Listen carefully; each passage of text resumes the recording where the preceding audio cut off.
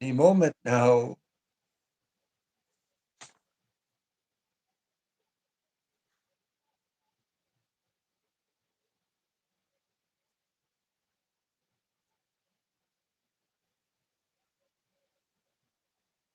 Oh, I see. Okay, it's starting.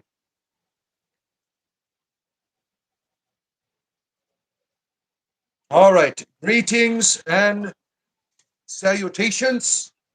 It is I, your spiritual entertainer, here with our special guest, the Reiki master of the channel, Natalie. Good to have you here. How are you doing? Wonderful to be here. Thank you. I'm doing Yeah. wonderful today. So Thank you so much before for we having get me in, on. yeah, and people, if you want to check her out later, there's a link below that you can access her channel there at any time to hear more of her story. Now, before I talk about the Reiki, you mentioned something earlier that about a source, your experience with the source. Can you talk about that? Sure, and that really ties into my whole exploration into Reiki. Um, I originally, about 9, 10 months ago now, I used a Reiki video to kind of just cleanse myself. I was going through a really, really rough time and very, very depressed and had been living kind of in the darkness for a very long time. And I used the Reiki video to kind of just go through. It kind of guided me to do a Reiki attunement, which I think is what happened to myself. And through that process of cleansing, you begin with the crown chakra and you work down through the chakras of the body. And the further that I got down, the more connected I became to what I call the source. It's Hmm, this feeling of oneness. It's this hmm, energy, this current that's running through everything, and it's within us. It is everything, and so it's actually changed my life. Like if you would have met me a year ago, you would not have met the same person. I've hmm, completely done a 180, and I'm just so grateful for my life now. I've never actually hmm, felt very grateful for my life. So connection to this source, which I don't know exactly what it is. I can't really hmm. explain that yet. That's kind of been my spiritual search, and one of the reasons that I came to your channel actually, because I was meeting a Oh, lot of really? people that are also on this journey, and I Hmm, really liked what you had to say about your experiences. hmm. So this was the first time that you experienced a source? Oh yes, What yes. was your Uh, what was your religious tradition before your Reiki journey? Um, ever since I was little, I've been very explorative, I would say. My mother did not have a religion. She's a recovering Catholic as well. Oh, And yeah, so she left the church when she left her father's home. And when she had us, she decided to just leave it to us to find our own path. And hmm, it was such a grateful, I'm so grateful for that gift, like such a blessing to give us that freedom and not really kind of indoctrinate us into any one thing. And so I went to church with a lot of friends growing up and was very interested in the Bible. I read the Bible cover to cover when I was about 12 years old. And I found a lot of good things in there. And I also found a lot of stuff that I did not really agree with. Made me feel really, really awful, especially at 12 years old when I'm just kind of exploring the world. And so I came to the conclusion that religion itself seems to be something that I kind of back away from. The hmm. dogma is what always stops me. Like I find wisdom in every religion that I study. There's wonderful things to be taken from all of it, but the dogma seems to always stop me because it doesn't feel like it's from, and even more now, so now that I feel that I've been awakened, it doesn't feel like it's from source as I see it, because that is just love. I mean, it's just pure love and oneness, and doesn't have all these rules for us. Um, that's my experience So it's anyway. it's it's like a Do you find that the source personable, or is it just energy? That's a good question. So I haven't figured that out yet. I really don't know. Yeah. I feel like it is an energy for sure. Hmm. Um, Well, you but said it's my loving, right? interactions, I'm sorry, You said it's can you say loving, that? right? Yes. Um, when I had my awakening, I felt an overwhelming sense of love, compassion, and forgiveness. And Hmm. anytime that like feelings of shame or Hmm. fear would come over me, it would just be washed away by this energy, just completely Hmm. washed away. I wouldn't say that I've ever spoken to it or had it. I speak to it all the time, actually. I Hmm. wouldn't say that it speaks to me through any words, really. You Um, just feel it. though that happens with my gods and my spirit guides. I can hear, and Hmm. like you mentioned, your wife hears voices. I hear Hmm. them sometimes as well, and so I feel like they are connected to source. They are like kind of like us. They're beings that are part of all of this, but that either reside inside of us or somewhere outside of us that kind of guide us along. And on my Hmm. path, I pray every morning. I wake up and I pray, please move my hands, move my feet, move my body, and direct my eyes and direct my voice to be able to serve the highest good. And so my guides serve me in Hmm. finding the path to the highest good. Hmm. It must be personal because you feel like you're loved. Yeah. So it must. Yeah, I It's guess not like so. it's. Yeah. Yeah. Have you ever thought about asking your spirit guides or gods or whatever about your experience? I have asked them actually, and I have gotten some answers, but I feel like it's something I have to figure out. Like I think that's kind of maybe some of the purpose of my time here on Earth is to Hmm. kind of go on this exploration and this journey, because that's kind of the fun of it, right? Is not Yes. knowing. We Yes. don't know, I. and we're born not knowing. We kind of get to all figure it out as we go along. And so I don't That's think if right. they just were to tell me everything, then what's the point anymore? You know, they took all the mystery away, and I love mysteries personally. I bet. I bet you do. And what is this? What is Reiki? Is a mystery. Am I saying that right? Reiki. Is that how you say Reiki. it? I pronounce it Reiki. Reiki. Reiki. Yeah, so Reiki. Oh, Reiki, what is it? it's two characters in Japanese. There's Rei, which is universal life energy, and Ki, which or basically kind of how I see it is Rei is the source, was the universe, and Ki is the energy, the life force. And this life force, I've been reading about Celtic druidry, and there's a word they use, nuifri. Nuifri? Ah, Is that how you yeah, say it? it's something like that. Yeah, yeah. Yeah, I can't and even or pronounce it some either. people call it prana. Hmm. We know that there's this life energy. Like there's a lot of different spiritual uh, religions and ideologies that believe in this and understand it, and it seems to be all the same thing. It's just different words we use for it. So Reiki is the practice of channeling this energy. So would you say that you're channeling the source or something that comes out of the source? Yeah, It's a source. It's your channeling. Yeah. yeah. Very interesting. Um, what does say now? Do you do Reiki sessions?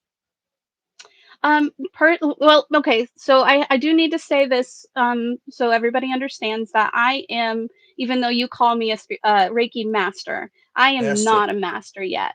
Well, I am a you are a practitioner, master. Right. and I I will did be. put So practitioner in the description, yeah. but you So are a Reiki technically, master. Yeah. I can't teach Reiki yet. I can't be as a master as a teacher. And so I can't teach it, but I can speak to my experiences, and I can explain about like how it has helped my life and my health. Um, but I can't actually teach anything about it. Um, Mhm. so uh, I kind of lost my Have train of you thought had there. like another person do it? I know Oh, that you've oh, watched the that's what you video. asked me, is Yeah. if I have done this to other people. So I Yes. originally learned this to help heal myself, but also I have family that I live with that have a lot of health concerns and health issues. Mhm. And so I learned it so that I could do that on them. And Mm, when you learn level one, you're able to do this on yourself and you're also able to do it on other people. When you learn that level two, you get a lot better at it, and you also can do it long distance. So I've been mm, able to do Reiki for people in my family that are like over the phone. interesting. Um, yeah. So yes, I do this for family and friends, but I don't practice it professionally yet. It may be something in my future that is going to happen, but Mhm. as I am currently, I'm uh just sharing my gift with those that I need to heal around me. How do you do it through like a phone? The energy transfer. So I don't really know exactly how it works, but it almost feels like my energy field kind of reaches out to their energy Hmm. field. And one thing that's key in Reiki is that you have to have permission. You can't just go around Mm, doing Reiki on people. Um, they need to give permission first. And so and the permission opens them up. It's like they put down their shield and your energy field can affect their energy field. And it's kind of like I can kind of feel around and manipulate the vibration. mm. And I can kind of feel where there's kind of blockages or kind of stuck feelings. And I kind of try to focus on the chakras, just because those are the like the main places where you can kind of feel the resonance. And but the cool thing about Reiki is that source is like all knowing, so it knows exactly where it needs to go. So even I'm not really targeting the exact place it needs to go, it's going to flow exactly where it needs to go to heal the person. So you're like a mediator. Yes, exactly. Yes. Now I don't know if this is the same, but when I would do exorcisms, I would put my hands on the people and I would feel the energy flow. Is that Hmm. similar to what Yeah. you experience? Yes. Um, now, can you feel like in your hands if you were to do this, like feel the Yes. energy flowing? Yeah, Yeah. that's a yoga master taught me that you could feel when you just do this, you can feel the energy flowing through. Hmm. Now, did you say you built like an energy ball with a wizard? Is that you or someone else? Yeah. Yeah. So he's my Reiki master. Um, and how I found him was very interesting story. Um, I knew that Reiki was something that I really wanted to learn more about because I had had such a profound experience because of it. Just life changing in a moment. I mean, it Mhm. was like just a fraction of a second. I was a completely different person and just ready to live my best life. And so I knew that Reiki was in my path. I just didn't know how to get there. And Mm, I read a book. It's called The Art of Psychic Reiki by Lisa Campion. And the reason I chose that one is because I already have a lot of psychic gifts. And when this awakening happened, psychic activity was off the charts. I was mm. having all kinds of interesting experiences. And so I really wanted something that was going to serve two purposes, like help me with that element and then also teach me Reiki. And so from that book, I was able to learn level one and level two. But in the book, it talks about the importance of not trying to do Reiki without getting an in person attunement from a master. And the reason for this is that an attunement clears you to become a channel for source.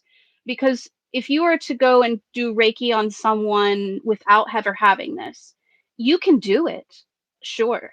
Um, and it would work, except that it's an energy transfer of your personal energy. Instead of being coming from source, it's coming from just you.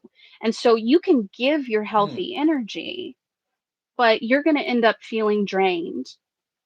You're going to lose your some of your life source, and then you have the potential of taking on some of their negative stuff. Like when you did exorcisms, did you ever feel some of Oh this yeah, negativity yeah. come back into you? Oh yeah. Yeah, that's because you're using your own energy to heal them as opposed to Interesting. using source. Interesting. And so I knew I needed to get this attunement. It was really, really crucial because I couldn't do this. I could do Reiki on myself, but I mean, it wasn't going to be as powerful as if I actually got attuned. And so I started looking in my area. And so if you guys are interested in finding out about Reiki in your area, definitely do a Google search of Reiki near me.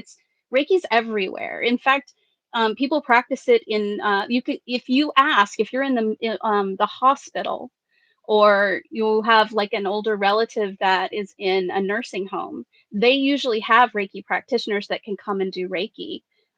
You just have to ask for it, say that you want that is part of your medical program, and they will usually provide it. It's available in most hospitals now. So Interesting. It's in most there's hospitals now. Reiki practitioners Wow. everywhere. Hmm. It's kind of like with the what was the needles? What is that called? Acupuncture. Acupuncture, That yeah, was some. You can find that I've heard everywhere that's now very as well. helpful. My insurance covers it. So I had Wow. one of my sons get it done, which is very interesting. You had a question in there, Iceland. You wanted to know if you use crystals. I do use crystals, not in my Reiki so much though. I use crystals. In fact, I brought something to show you guys. I use crystals just like as part of my spiritual practice. I use it in my magic. I do a lot of magic. Um, Reiki. I do need to say that Reiki isn't a religion, and it works well with any religion. So it doesn't really matter what your beliefs are. You can use Reiki. Now, I know like the Catholic Church seems to say that it is, you even said it was of the devil, um, Yes. which I don't really understand that. I think it's a misunderstanding of what Reiki actually is. I think it would line really, really well with the Catholic Church if they're actually trying to talk to God. But um, it can go with any religion. So whatever spiritual practice you're practicing, I've practiced shamanism, and I'm kind of exploring Oh, lots of different kinds of shamanism. So it works really well with my practice because it works with any practice really. It's just channeling source for healing. But yeah, I'm working on my shamanic path. And so I brought my medicine wheel crystals to show you oh, guys neat. today. So for my fire element, I have tiger's eye, Ooh, and this look at helps that. to promote passion, that inner fire, Hmm. courage. Um, Now, how and does then that I work? have how does it Yeah. help? How did you say it? Yeah, you say it promotes that Yeah, specific so type of energy. everything has an energy frequency. Everything does. And so stones have their own energy frequency, and they have like a lot of them have an elemental frequency about them. And so tiger's eye is one that's known for being, I mean, it is earth, right? But Hmm. it's also fire. And this is interesting because when I really call on the energy of this, when I'm carrying it around, it gets really hot. Like the actual stone gets hot. Interesting. In- Yeah. And then for my earth element, this is a sandstone that I found in my backyard, but it's like carved. And I realized Hmm. this might even be an artifact. So I carry that for my earth element. Um, I've got clear quartz, which this one might be, if you're going to get any crystal at all, I would highly recommend clear quartz. It's really good for purification, and it's it's air energy, so it can get you really, like, if you have a lot to think about, or let's say you have racing thoughts or you're distracted very easily, this Mhm. can help clear that up for you. Um, and so that's my How air would you do element. that? Like how would you utilize the energies? Is it like a ritual that you use to do that, or I just follow my intuition. I don't you just really, grab a hold of it and you and I bond with just kind of, the energy? yeah, Interesting. yeah. Yeah, I guess that's the best way I can describe it. Mhm. Because I'm still very new to this too, so I don't really know exactly how I do it. I feel like it's spirit guided, kind Mhm. of like my guides give me nudges, and I just go off my intuition of what I feel like they're telling me. How many do you have? How many guides? I don't know, a lot. There's at least 3 that I have working with me on a daily basis, but my main goddess is Hecate. And she Oh, came to me right after my awakening, and she when I look back at my life, she's always been there. She's always been do guiding you me. hear her? Do you hear Hecate? Occasionally, I was going to occasionally. ask, It's more how did she like think about my show that I did about her a couple of weeks ago? She I'm liked sure the she show. loved it. I'm sure she loved it. uh, But look, yeah, Debbie, she Deb says they're like conduits, the crystals. conduits. Debbie Yeah, from they Australia, are Debbie conduits. down That's under. exactly right. Uh, And the energy just flows through them, and then they resonate at their own signature. And this one I think is called Shatukite. I'm not sure how to pronounce it. I just use it for water. mhm. And so it's very good for flowing. If you want to talk to your spirit guides, this is a really good one to hold because it does work as a conduit. And so this helps me to be able to hear what they have to say, and to be able to see, like, they often speak in signs and symbols. Mhm. And because some things I have found to be, some truths are so powerful and abstract that words fail to describe them. Right, right. And so the symbols can help to bring those truths into my knowing without words even having to come into play. And words can be tricky too because ego likes to hang on to those words and take those words and Oh try to, yeah. like, overanalyze and overthink things when this is stuff that doesn't need to be overanalyzed. Hmm. Do you use amethyst? Iceland wants to know. Amethyst, yes, I don't know if I have one right now. My daughter's birthstone is amethyst, so I usually give them to her. Oh, Yeah, that's neat. and but I do love amethyst as well. Now, one of Yeah. the fundamentalists was concerned about opening yourself up to malevolent beings. Yeah, how do you go about protecting yourself? Some experiences. That's a great question. So, um, my guides and protectors, I'm very careful and selective. I would say they put me through a series of tests usually when they're ready to work with me. There's a certain kind of Oh, initiation that has to happen, that I have to kind of prove that I can do the work. Um, Usually it's like, it's if it's really something hard, then I will get sick, or I will have, like, just I'll have memories of things that I need to address, shadows that I need to actually go deeper and work through. And if I'm not ready to do it, they won't work with me. But I also put them through a series of tests. One of the first things I do is I ask who they are. And if they refuse to give me their name, I won't work with them. interesting. And they give me their name usually by it being repeated a lot. Either I will hear somebody on the street say a name, and then I'll see it in a book, and then I'll, see it on my phone. Like, it just keeps being repeated over and over, and I say, okay. Or sometimes they just tell it to me. With Hecate, that's what it was. I just kept hearing the word Hecate in my head, and Hmm. I didn't even know what that was. Like, I'm not Greek, and I've never really studied the Greek pantheon before, and so I started doing research on it, trying to figure out what this word was that kept popping in my head, and that was who it was.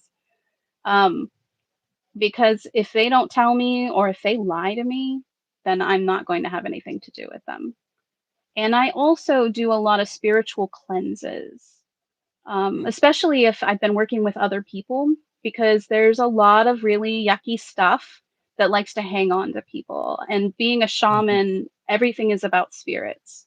And so there's a lot of yucky spirits that hang on to people and get stuck inside their energy field. And it's very easy for it to get attached to me if I allow it to. So I do a lot of grounding work, especially with nature, um, really being present and clearing my mind, doing a lot of meditation.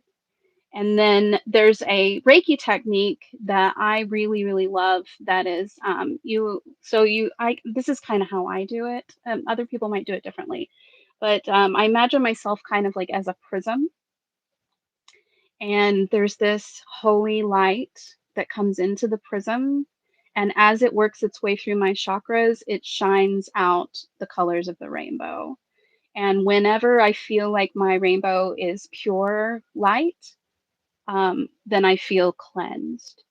And then all of the negative stuff that's in my body, whether it's pain or it's bad emotions, maybe I'm feeling angry or sad, that I can just wash away.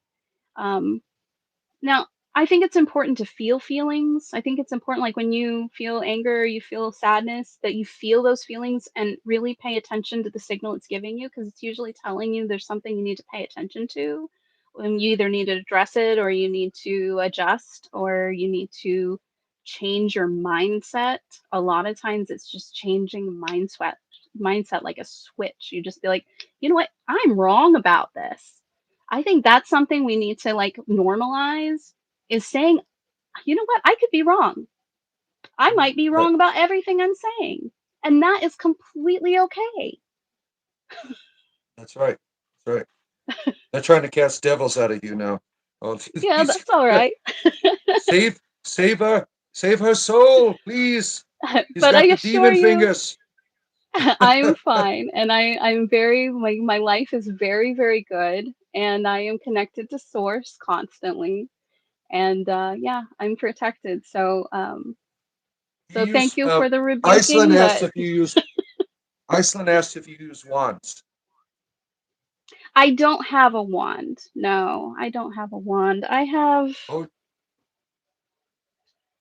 I don't know if you would call this a wand, but I have a staff. a staff. All right. Yeah, some people use hmm staff. Some, And there so is a there's your video on answer. my channel. There's a video on my channel of me talking about this staff and doing some work to kind of protect it. And so if you want to go check that out, you can go check it out on my channel. Yes, But yeah, certainly. so I have a staff, How but did you not a make it? wand. How did you make your staff? I found this staff. Now I Really? added all of this stuff on here, and that was spirit guided. I collected all these materials over several months, and Hecate helped me find this crow. And this crow feather I found on one of my walks. And then here's a couple more feathers here, a blue jay, and I believe a woodpecker. And Oh, birds very are interesting. really, really important to me. Like, I get a lot of messages from birds and nature, especially on my walks. My walks are sacred to me. So if you ever see me in the chat and I'm like, nature's calling, it is literally calling me. Oh, I've got to get out there, and it's like I can't ignore it. mhm. Because I get a Yeah, lot of you get messages and I get a lot of information there. yeah. Now you you mentioned your cleansing rituals that you do to others. How does that work? How do you do that? You meant you ground your. You talked about grounding yourself. How do you go about? What is the next step for doing this cleansing for other people? So this can be okay. So a Reiki session can be as simple as what we call kitchen Reiki, where you're just the two of you just sit down in the kitchen and they have a headache. And so I put my hands on the sides of their temples, and then the energy, I just allow it to flow. Sometimes I can guide it. Um, I kind of, whenever I'm treating a headache, I kind of do a figure eight with the energy, and it just their head just starts to feel better. Um,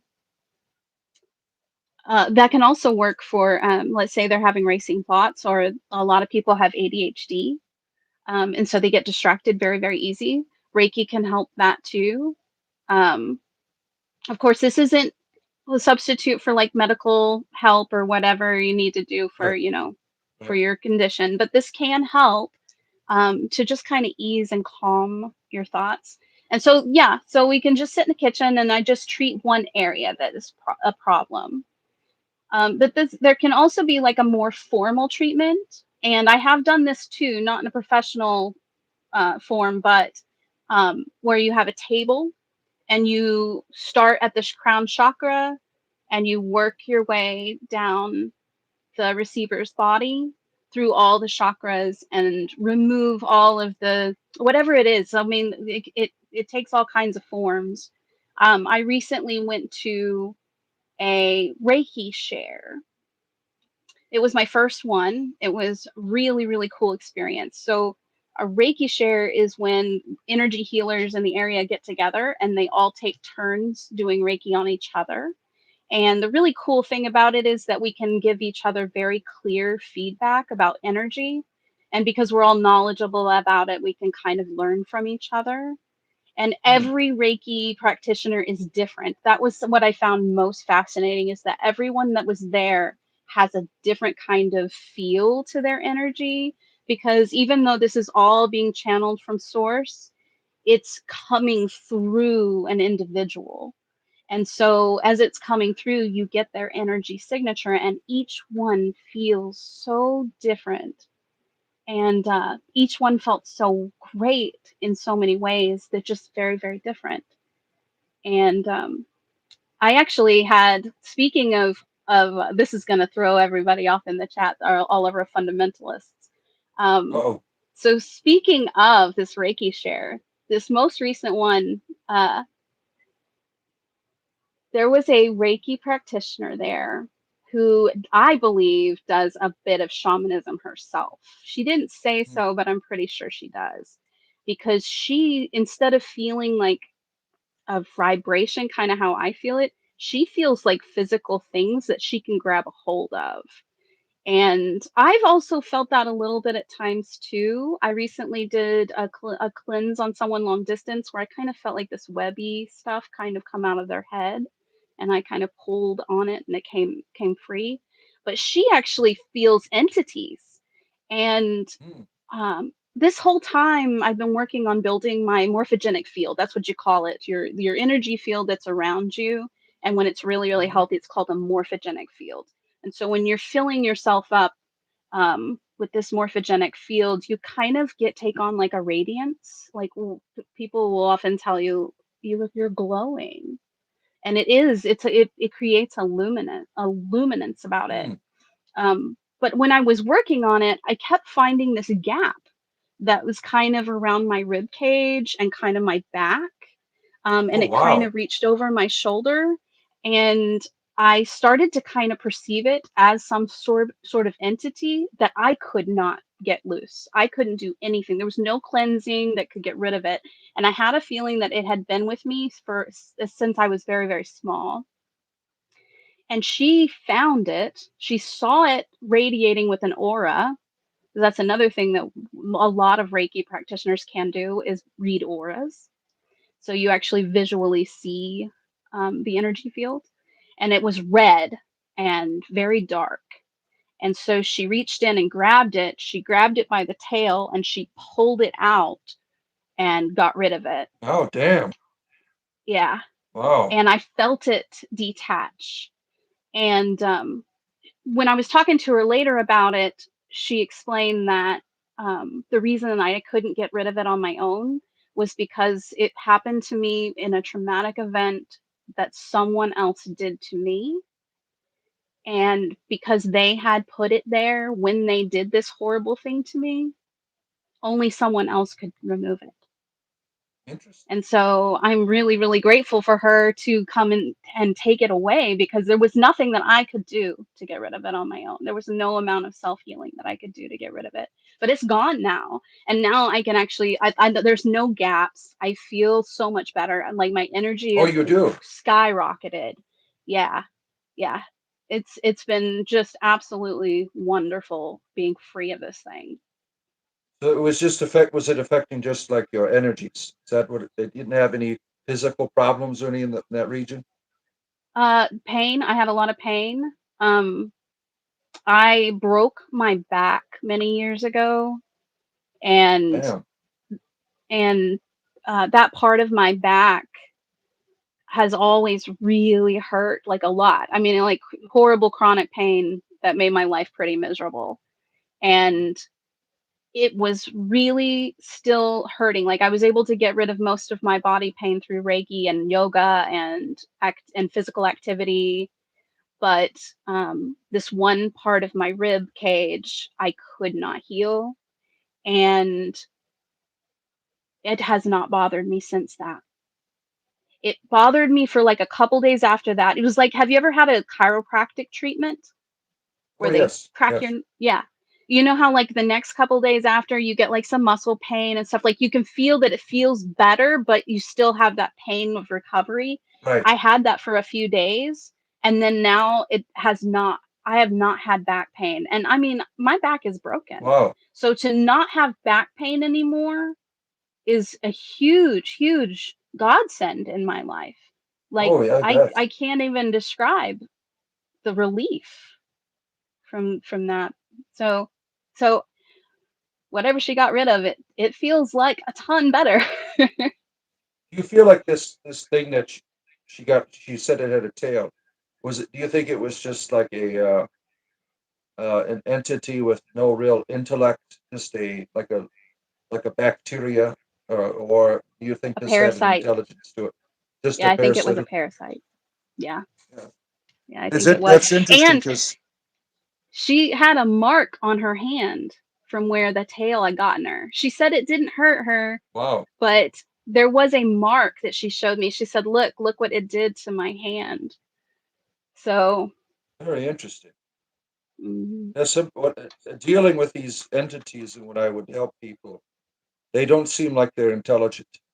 Some of these things, no. like you said, like a leech, Yeah. that's just clinging to you. That's has no real intelligence.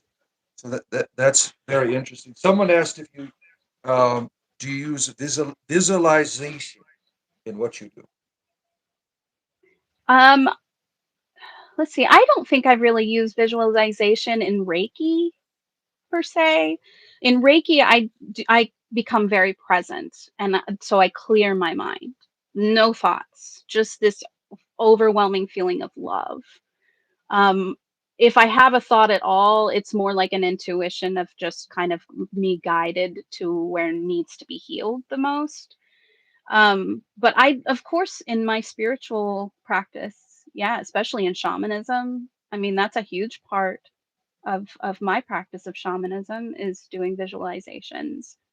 Um, there was a when I was doing a very, very hard shadow work pretty recently, there was a I found out that I had a part of my soul that had fragmented. And so I had to Wow, do a soul retrieval. And um, I that never was a heard of that. really Well, what is profound that? experience. A soul retrieval, it's you go and find the part of your soul that is broken off. And actually this has to do with that traumatic event that caused that entity to be on me. I had to do a lot of healing with that, and there was a part of my soul that had fragmented away. It was that little piece of me, that little girl that was just terrified and had disappeared. And so I had to go find her. She was hiding in a cave in the woods. And I kind of had to follow the trail. She left like toys, and there were things from my childhood that I kind of picked up along the path.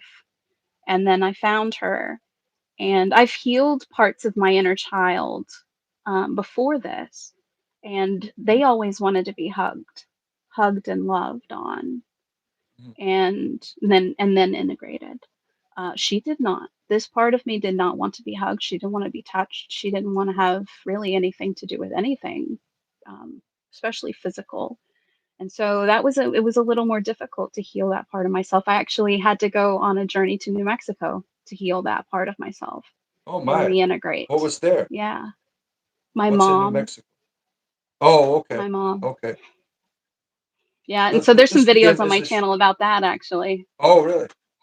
This Mm, began like a shamanistic thing. You went on an interior journey to find your piece of your soul wasn't like on the other side of the world. It was like within yourself that needed to be integrated into yeah, your exactly. your whole. Now, are you at 100% soul, or was there more that healing that you need to do in that regard? I am not sure. I guess that's part of the journey too, is kind of finding the more you dig, the more you find. I do shadow work daily. It's become part of my daily practice, and it's not so much sitting down anymore, kind of writing, and I used to journal like crazy and sit down and like really dig in. Now Hmm. it's more like just dealing with the little shadows that come along. Like, why am I thinking this way? Why is this person triggering me? Why, like, just kind of dealing with those little shadows daily. Um, so I hope I am integrated now with my whole soul, but you never know. There might be something I find in the future. I don't think we ever stop healing, especially if we've experienced a lot of trauma. Hmm. Now, So you mentioned you did a figure eight with your Reiki to heal a headache. Is there a reason why you use that? And what do you do like this? Figure eight like that? Is that what you're talking yeah, about? yeah, like a figure That eight. like yes? Is that It's there's some just type of significance? so I really have a strong inclination toward figure eights. I always have. It's the infinity symbol, which I feel kind of represents everything. Um, to me, it might even be the symbol that I would use to describe source. Um, I even had a meditation recently where I was looking at sometimes in my meditations I can see things. And so I didn't that's I guess is a visualization too, but it's not like me guiding it, it's just happening. And I was looking at a yin yang symbol, and the yin yang symbol twisted and became an infinity symbol, which I Oh, thought was interesting. really interesting. This happened just like within the context of your interior reality. You see it turns into the infinity symbol. Yeah. That's very interesting. So you've had no other type of symbols, just the figure eight. That's the only one that really has been significant to you. No, there's a lot of symbols that are significant to me. The triskelion is very significant to me, and um, it was interesting. That was one of the things that stopped me on your channel. Um, Oh, really? yeah, whenever I saw that you had the triskelion symbol, not only on that you wear it as a pendant, but then you also had it in the picture behind you. Oh, on Canada when she had one on as well. Yeah, that's right. Hmm. Or was it the one with the giant? I had a giant symbol. There was another image like that, giant triskelion in the back. Yeah, so that's something very important to you as well, the triskelion symbol. Yeah, Have you used that to yeah. heal? I don't really use it in Reiki, but it does pop in my mind sometimes when I'm doing Reiki, and also when I'm receiving Reiki. That was the first time I had ever really seen it. Um, was whenever I was receiving my first attunement from my Reiki master. I saw a lot of sacred geometry. It was so cool. It was all above me because I was laying on a table, and especially whenever he was working with the third eye chakra, there was just so much, like, I had my eyes closed, but I could just see all of these symbols kind of intertwining and moving around. It was a very active sacred geometry lesson, I guess. Right. Right. And I saw the triskelion. I saw another one, the triquetra. I think that's how you say it. Um, and the medicine wheel has been really, that one popped up, and that matters to me a lot because it's it kind of represents my way of doing magic is very elemental. And so it's kind of like a combining different elements or using certain elements to kind of, like, if I'm feeling really sad, um, and I don't know why, and I don't really have time to do the shadow work to find out, that's a very water element to me. And so using either kind of using earth and getting more grounded, to kind of dam it up for a time until I can come back and address it, or using fire to kind of create more of a vapor and release it and let it go, really helps me. So that's kind of how my magic is it's not a lot of like, you're not like going around using a magic wand, or at least I'm not. I guess some people Mhm. do, but I don't really. It's just kind of more like how I'm alchemizing so that I can just live a good life and feel my best self and be of the best service to the people around me. If I walk around in a mopey Right. mess all the time, I'm not good for anyone. Or if I go around yelling at people in chats and telling them they're going to hell, I'm not really Tony serving the here. greater good. Tony just rebuked you. Tony just rebuked you. Look, Tony, there's a demon coming out of her right now. Look, here it comes. The Reiki demon is here. There you go. Thank you, Let me Tony. heal We it. appreciate you. Oh, here it comes. All right. Um, yeah, that's he got you with his little exorcism there. Thank you very much, Tony. We appreciate you. Yes, I am fake, and she's a real practitioner of Reiki, so we were able to pull this off. What I still want to know if you use the spiral. This is the spiral. um, what do you mean by that, Profna? I think it's the Do I traditional spiral? Celtic spirals. Yeah, the traditional Celtic It is a spirals. powerful symbol for me. Yeah. Um, yeah. I really love the Fibonacci sequence, which, when you use it in art, it creates a spiral. And Hmm. what's really fascinating about it is because I'm an artist too. That's what I actually went to college for, was to Oh be an wow. art teacher. And so I really used it a lot in art to create depth. And so if you really want to create, like if you're doing like a landscape, using the Fibonacci sequence in it is going to give you the correct depth so that it actually looks three-dimensional as if you're looking Oh, into interesting. a space. Leonardo da Vinci used it a lot in his work. Almost every Hmm. painting that I've studied has it in some form. So it Oh, meant a interesting. lot to him as well. Interesting. He says it's the Um, cuckoo. I Did you think you can read the that right? let's see, Calling it the cuckoo symbol. Choku Ray symbol. Oh yeah. Oh yeah.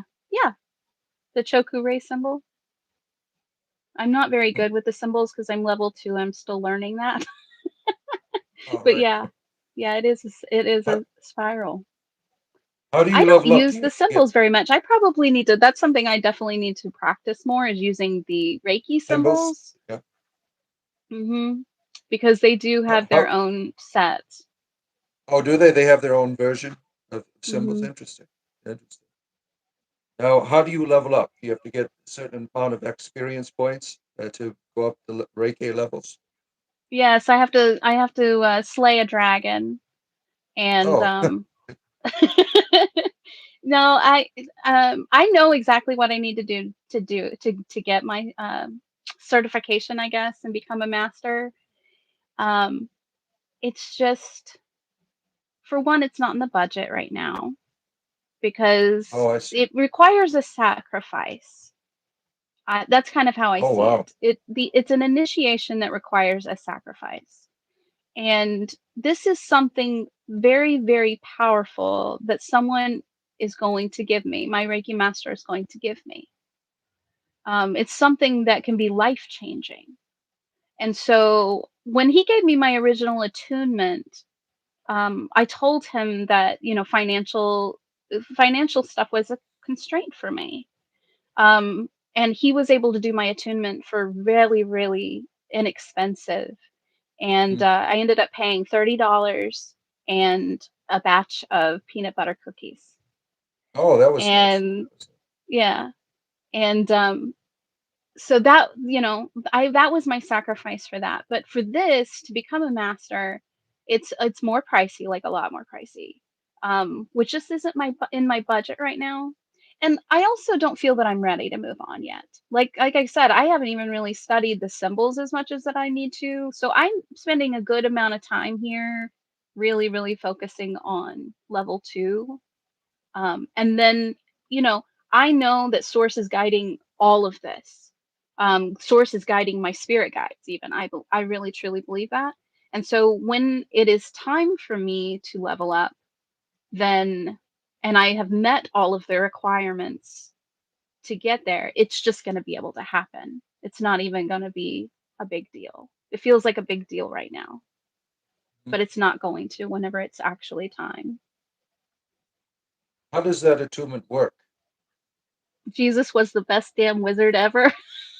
Oh, Sorry, that just that's Jesus is saying that. Yeah, yeah. Uh, Tino Jenkins. Oh my goodness. Save us. Yes. So how does that attunement work? The one that you got? What was it like? Rituals that took place? Did they dance around you, sky clad and everything? And how did it work? um, I don't know. To get my level 2, it was an attunement, and I basically had to so when I went to go meet him, oh, yeah, I didn't even finish that story.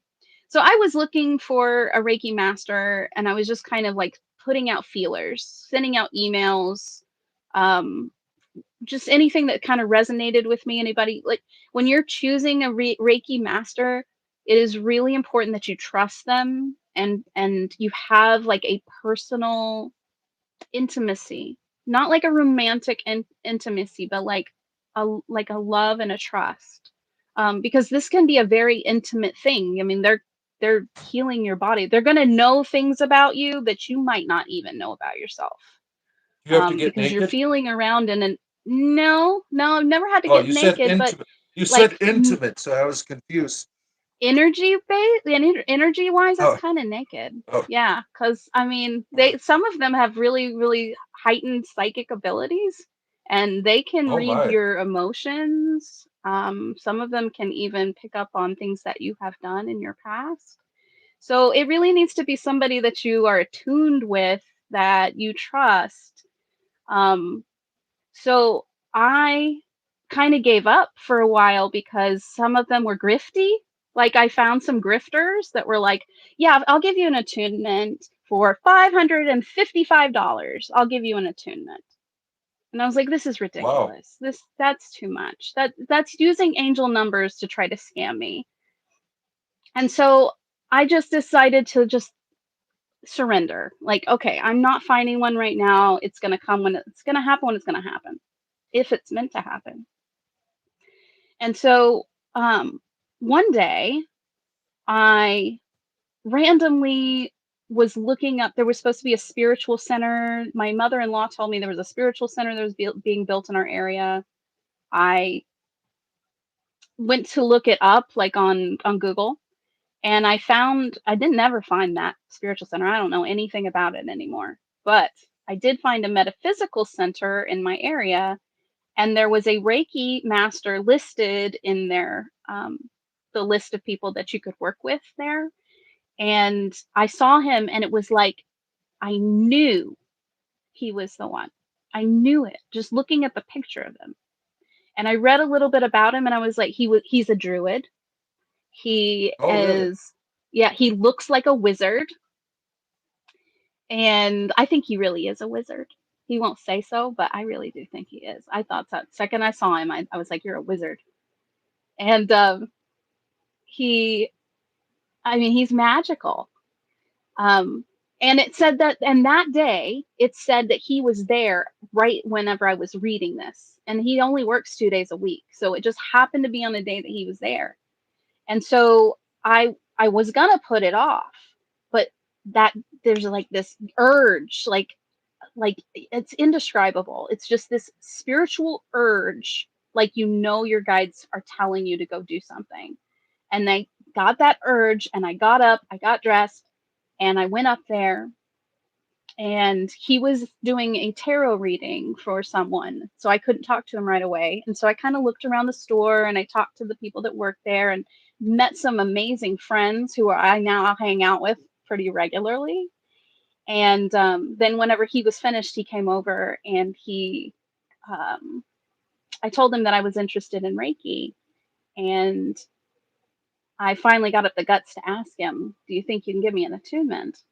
And he said, well, I need to check something first. Come over with me. And so he took me over to where his table was, where he was doing tarot readings. And he laid his hands out on the table and he said, hold your hands over mine. And so I put my hands over his. And he just sat there and just looked at me. And so it felt a little awkward at first because I'm like expecting something to happen. Like, what's going to happen? Um, and we're just kind of sitting there staring at each other. And I just suddenly got this in my head. He wants me to make a ball out of it. You know, we were talking about making the ball. It was like, Mhm. oh, he wants me to make a ball out of the energy. And so I manipulated it to make a ball. And his eyes lit up. Like the second happened, his eyes lit up and he was like, okay, yeah, we can do an attunement. I can do it today. It'll be $30. And whenever he's like he's one of those like hippies from the 60s that Oh, went to okay. California and all that. And he said back in the day when they were all learning Reiki, nobody charged anybody for it. It was everybody was just teaching everybody how to do it, and you would repay the service with cookies primarily, but baked goods, because you can do Reiki on your food, and so you put the Really? Reiki into your baking, and so you're giving some of your source energy Very to interesting. the receiver through your food.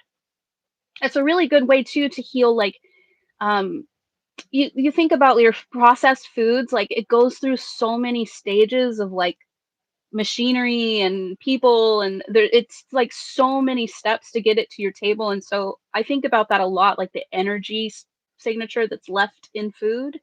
And so I'll Right. usually do a little Reiki on my food to kind of it clears that stuff out and gives it back to the earth where it can be digested and alchemized into something better.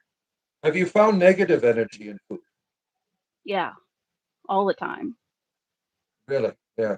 Yeah, That makes it's kind of suspicious, right? When you find something like that in there. That's very interesting. yeah. But like you said, that the negative energy, it's not smart. It doesn't have much of an intelligence to it. Um, it's like I call them lower level spirit. I And see. Yeah. once you cleanse it away, I mean, it's just not smart. It doesn't. It just needs to go back to the earth. Right. Right. Right. That's where you see. That's where you deposit the negative energies into the earth. Is that what your practice is? Yeah, it's got to be recycled. And I think of like Mother Nature as Gaia, and Gaia knows what to do with it much better than I would. I've heard of I have people the like image trying of. to trap them or trapping Mm, energy. I don't do any of that. I don't have any inclination to do such a thing. Um, I think everything needs to just eventually go back to the earth. and that's the best Yeah, place for it, that in my makes sense. opinion. That makes sense. It reminds me of we have down here in Florida a lot of water purifying places where the tree roots purify the water for these places that sell the water. Just made me think of that you have these natural things within the earth to take care of the negative uh, energies. Very, very interesting. Very. Now, you do tarot as well? You just mentioned tarot. Yeah, I do. Yeah, I do tarot and oracle cards. Um, I had one tarot deck when I had my awakening,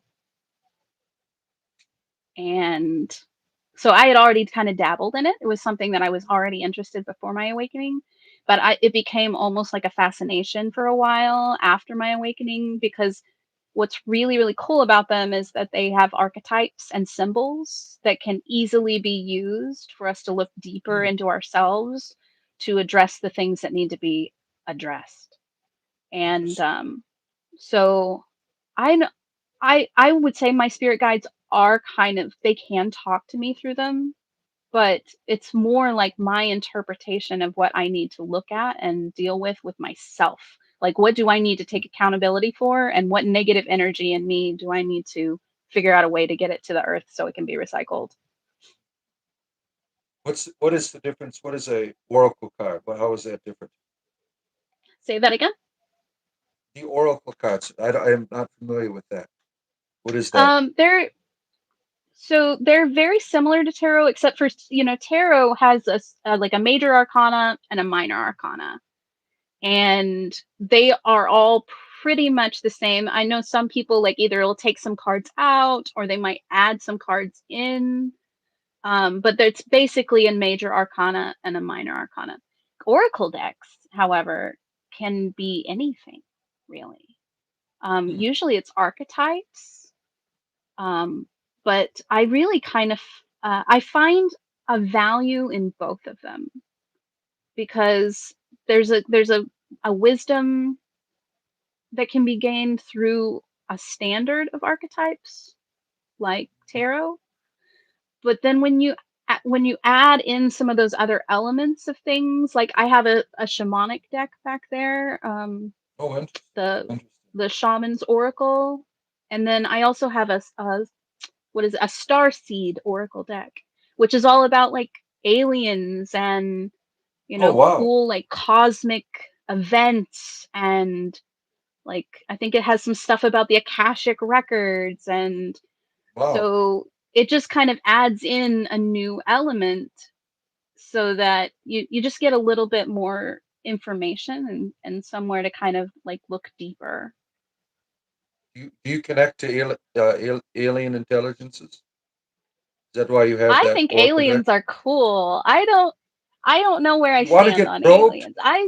I can't I really can't envision a universe where we are all that exists. I think that is kind of a silly thought. So Right. I think there's Yeah. aliens, and I think they're really cool to learn about and think about. Oh, yeah. Um, yeah, and they help a lot of people. Apparently, there's a lot of people that their whole spiritual practice is revolving around aliens. So I love Yeah, they that. I get think that is just the coolest free thing. prostate exams. You can't beat that. Yeah, that's what I'm scared of. I'm afraid if I ever saw one of those things, I would run. 'Cause all of those stories of people getting their probe, that that freaks me out. I've Um, heard some really, really awful stories about probes and things, yeah. But I yeah. don't I can't really speak for other people's um experiences, but it's never happened to me, thank goodness. Um, Now, do you see energies when you are flipping through the cards? Do you perceive energies when you're doing your oracle or tarot? Uh, I think there's energy in everything, so that's kind of a strange Hmm? question. Like, my Like, do you cards feel an definitely have intensity or something? yeah, I would say a pull, like, almost like channeling. Like, I channel source energy through Reiki, But I can also channel my guides. My guides can kind of like their energy kind of guides my hands and my eyes to kind of understand the message better or know where, like if I'm doing a spread that's complicated, kind of help me to know where to place the cards because you're building a story through tarot and oracle cards. And so one card will connect to another card, which will connect to another card, and you're kind of just weaving this story of like what I need to do or what I have done or whatever. So yeah, energies and everything. I mean, it's literally that's all we are. That's all the whole universe is. It's just all energy, all different forms. Right. And yeah, it all just kind of breaks down into smaller it fractals. It's like source is everything, but it's fractaling into all these little smaller bits that are all it, but now we're getting into kind of a little bit more complex metaphysical stuff. Yeah, I would imagine. Yeah, it's really hard Thank you. Thank you. to just to describe, right? How, you know, I'm still trying to develop my philosophy, you know, and I'm not been able to settle down. I'm not. I know that I don't see it as non-dualistic. I really believe in personality and personhood and being able to experience others through the otherness. That's how I'm still trying to work on it. I'm trying to figure it out. Um, Now you channel these beings. Do you do this for other people or just for yourself? So far, it's been for me mostly. I have a couple of videos on my channel where I channeled for like the collective. Um, Oh, so really? I I didn't kind see of made that one. them, yeah, they're kind of like Oh, as I'll an have to see that. offering. I haven't done one in a Oh, while, and I've been kind of called to do one, so there probably will be coming one soon. The last one that I did, it was so beautiful. It was a great reading, but it will never be seen because my microphone died before I even started oh, speaking. interesting. So yeah, it got the video, but it didn't get the voice. So none of my interpretations were in there. So I'd never posted that one. So I've been a little hesitant to do another one, but I've been called lately to do another one. So that'll probably be coming soon. And then of course, like for my daughter, um, that's something I've done for her is do readings for her. And she's also into tarot. She's not as much into the spiritual stuff as I am, but it's I love that it's something that I'm able to share with her and I did the same thing for her as my mom did for me. I think that that is such a beautiful gift that parents can give their kids is the freedom to explore and find her own path. And just because I believe a certain way and I have certain experiences doesn't mean that that's how way it's going to work for her. That doesn't may not be her path. I don't think there's one path for everyone. I think that everyone needs to find their path. And that's probably what my hesitation about religion is because it's like That's right. you're forcing someone else into a path that was found to be useful for somebody what 2000 years ago. So it's just yeah. um I might do tarot readings in the future for other people. I do enjoy doing it. It's a Yeah, very I like very doing the runes very myself. I helpful. do the runes. I enjoy it very much. I am Now, speaking of runes, I was reading about runes recently and I've been very interested in, I think they're called Ogham sticks. Have yeah, you heard yeah, of Ogham sticks? Yeah, I was yeah. thinking about making some. Well, that would be fun. Yeah, those are interesting. I don't know how to read them. I know as each different, there's all these different trees, the little scratches or symbols, whatever they are. Yeah, it's very interesting. Now, how does your husband feel about all of your mumbo jumbo? Is he okay with it? He is completely supportive. He is very, very loving about it. He is not able to hear voices. He is not very spiritual. I would say he's an atheist. I think that's the Oh, closest really? thing. And yeah, he doesn't really label himself as anything, But I would say that's probably the closest thing is atheism. He understands that I have had experiences and it is real to me. And he's even said, I wish I could have experiences like you've had. And maybe he will someday. But Right. but he hasn't yet. And so I don't feel it necessary to force him to think this way about anything either. Um, his Right. path is also his path, and as long as we're supportive and loving of each other and, you know, doing what a married couple is supposed to do, just being loving and supportive, then we're, we can both have different paths, you know. Right. I heard you say this morning that, it's good to have someone who's on kind of a similar path. And I was thinking when you said that, I was like, my ours is not at all. But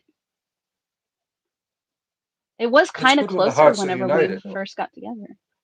What'd you say? That support is very important that you have Yeah. for one another. That's beautiful. That's sometimes difficult to achieve in some relationships. They don't have that support of one another. And like my wife, she's go to your druid meetings. I'm not interested. So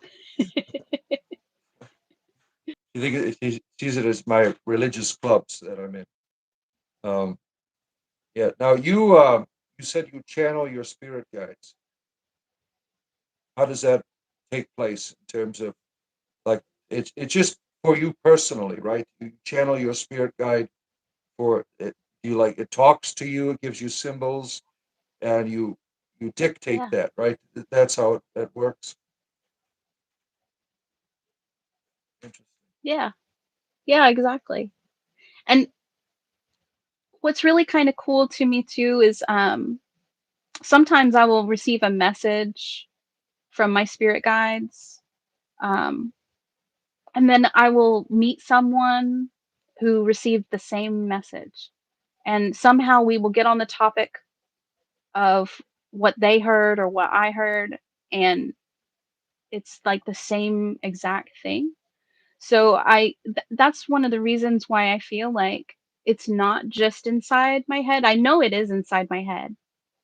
Um, but I feel like it's not just because how could two people on other sides of the country or the other sides of the world have the exact same message at almost the exact same Right, time?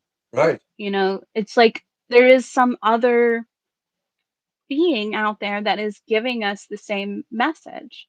There's been times when you've said stuff on your channel that Carowin taught you that I've been like, I've heard that. That's been something that I've like experienced or been in a meditation and heard. So, interesting, interesting. those like little confirmation moments, that's like it gives me Yeah, even more faith, you know? very, very interesting. Are you good on time? Are you, an hour has gone by. I see. Yeah, Are I'm you good on okay with time. time? Okay. Um, Yeah, going back to the you're lagging a beginning, little bit. I am, I am lagging. Oh, Yeah, sorry. either I am or you are. I don't know. I wanted to ask. You spoke about the Japanese words in the Reiki. Do you know about when it began? Was it some type of guru, master, or something? Did it come? Were they aliens? How did this Reiki begin? Yeah, so Master Usui, Mikao Usui is the founder of Reiki, and uh, he is an amazing being. Very, very grateful that he walked this earth. And I have met him in a dream, and he it was about 100 years ago. He's a Buddhist, but he also studied Christianity, philosophy, psychology, history. He was really on a searching quest, very similar to what I'm doing.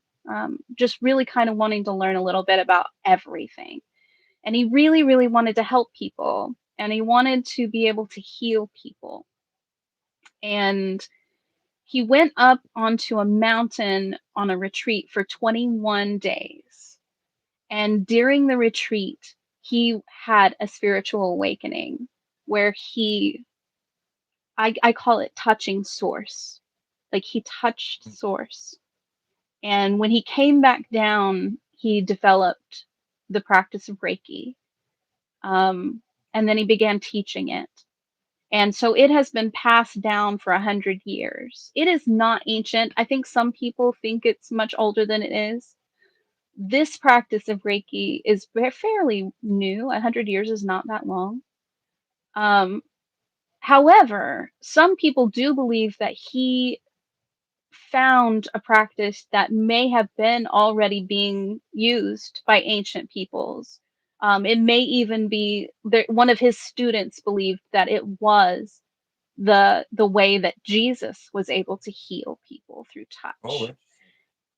hmm And so when this student of his, when he came to bring Reiki to the Western world, he kind of used that as kind of a selling point. Was this is how Jesus did it, and so it may be. Who knows? I mean, none of us were there, so we can't really say how it was done. But it seems like it's feasible that it was. Um, but yeah, he was able to connect, and so he passed it down to us. Interesting. And yeah, I'm so Interesting. grateful for it. What is similar to it in terms of energy work? Because I don't know anything about it. Is there anything similar to it? To what? Reiki. Is there like like other practices that are similar to it? I don't know. I've often wondered that too. I really don't know. Yeah. I sometimes think of those what is that religion? The evangelists in the tents, Oh, the and they laying Pentecostal. the hands on. Yeah. Yeah, maybe that's what that is. I don't know. It seems a lot more forceful than what I do, Yeah.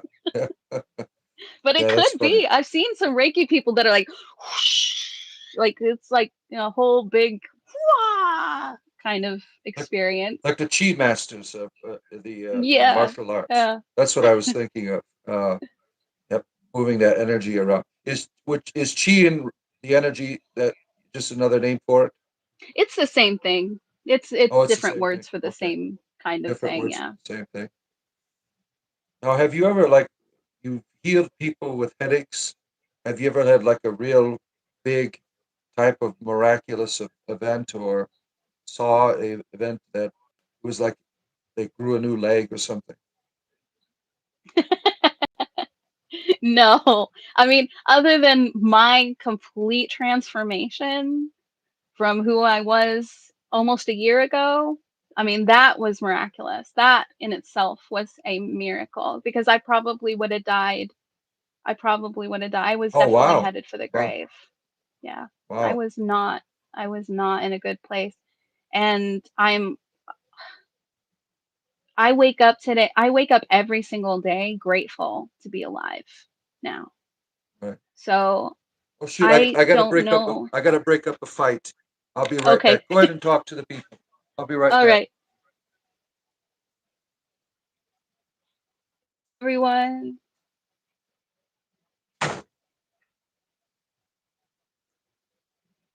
Oh, yeah, I wish the Bible bashers actually get in touch with the real Jesus teachings. Me too. Yeah, I totally agree with that, Deb.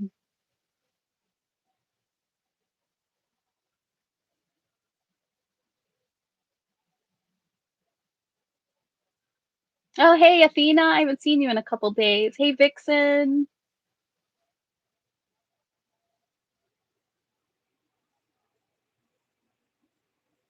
Thanks. It's good to be here with you guys. It's so awesome. I'm so used to my thumbs going crazy trying to keep up in the chat. It's nice to just talk to you. All right, turning back for the entertainment. Uh, there Hey, we go. Fight. Hafna. Thanks, Jeremy. Hey, Brian. Thanks, Jesus. Everyone loves you. Oh, I love them all too. I love you all.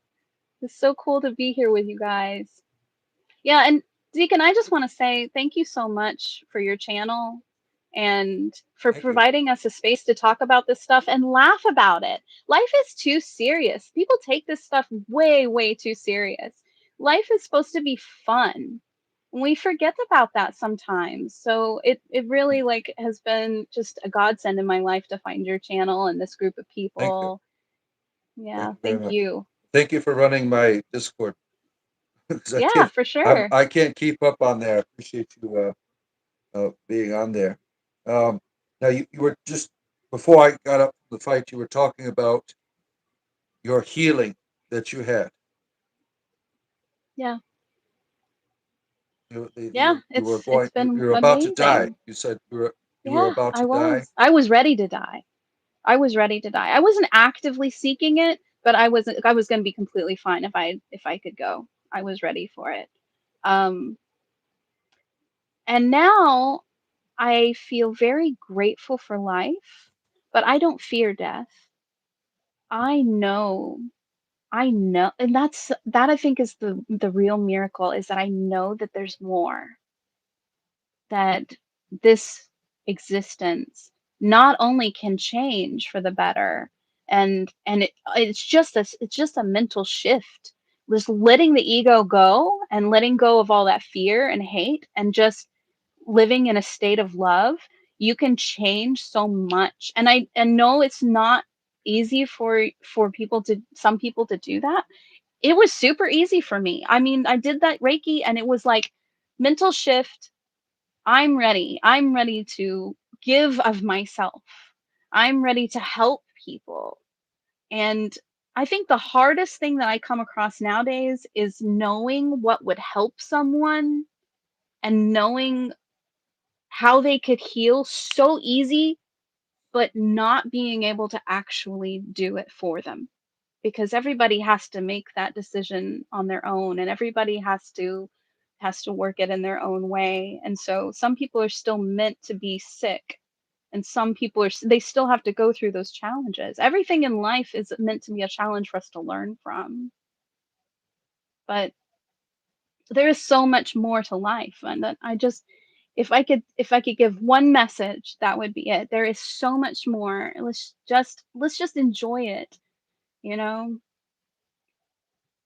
I don't know why Lillian here thinks you are about to die and you're having a wonderful life. Lillian thinks this is the devil. This is how the devil works, Lillian. Uh, People that are about to die and now they are happy. This is the devil's work. Uh, You know, Um, well, people that have the devil in their life and in their heart tend to see the devil everywhere around them. yes. There you go, Lillian. You have the devil here. Um,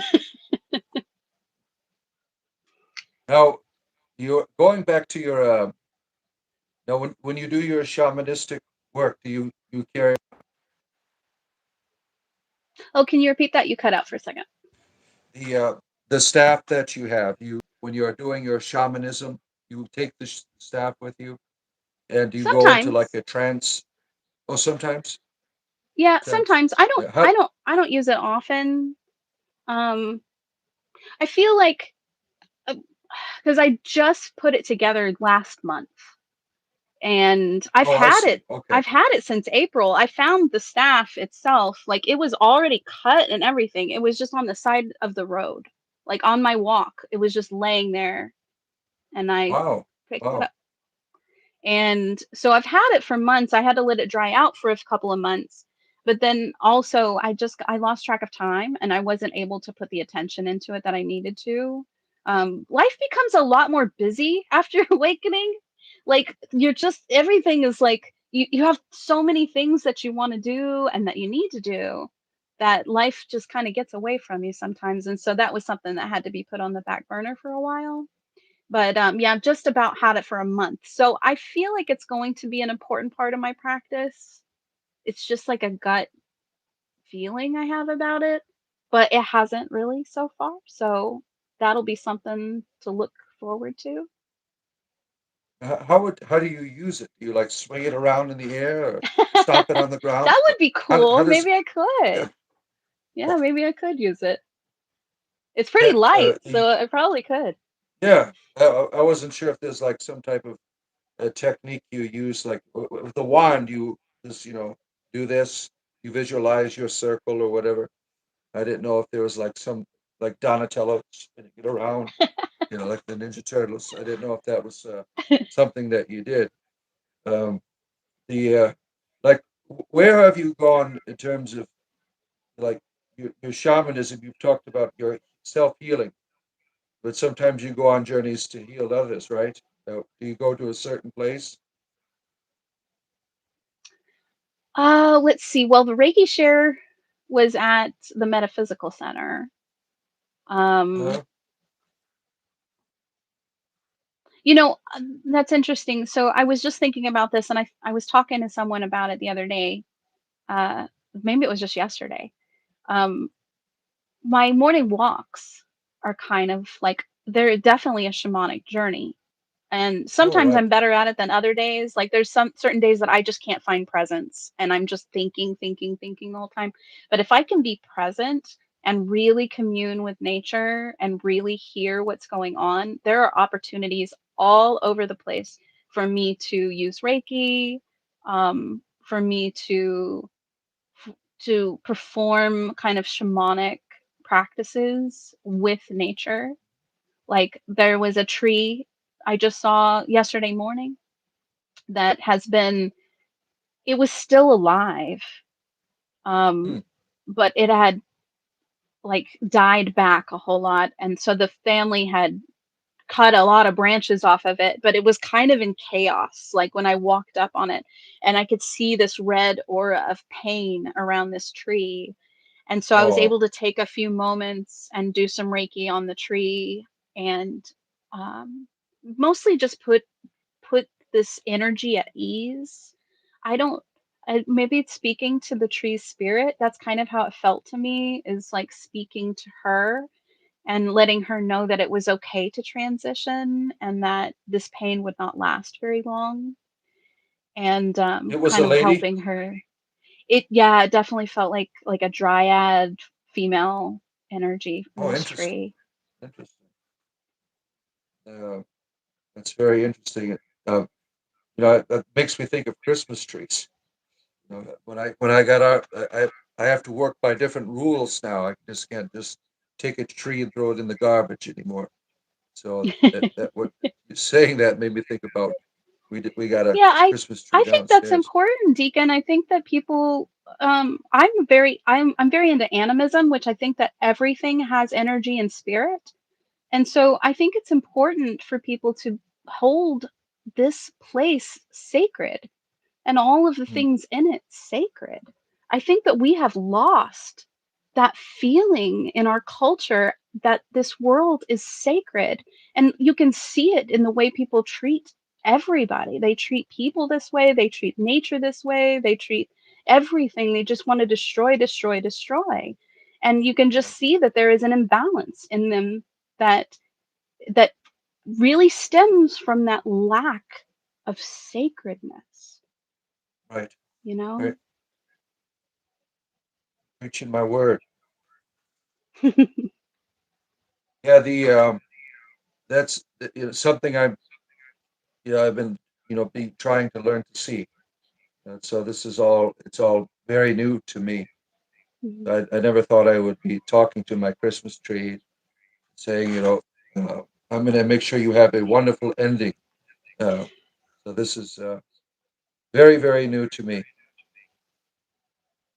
I have a question for Because you, if you don't mind. yeah, yeah, Um, you said about 2 months ago is when you kind of had an awakening where all of the illusions kind of dropped, and you kind of it was in looked March.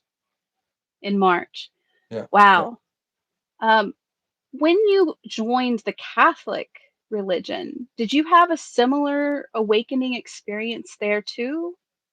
Oh, yeah, oh, yeah. Yeah. It continued to happen. There was it was unusual. I didn't think that there was I would ever leave the Catholic Church, so it was very unusual uh, to get that direction out. To I felt I was supposed to. My awakening happened when I was about 20 years old. The feeling this. Someone said it's prana.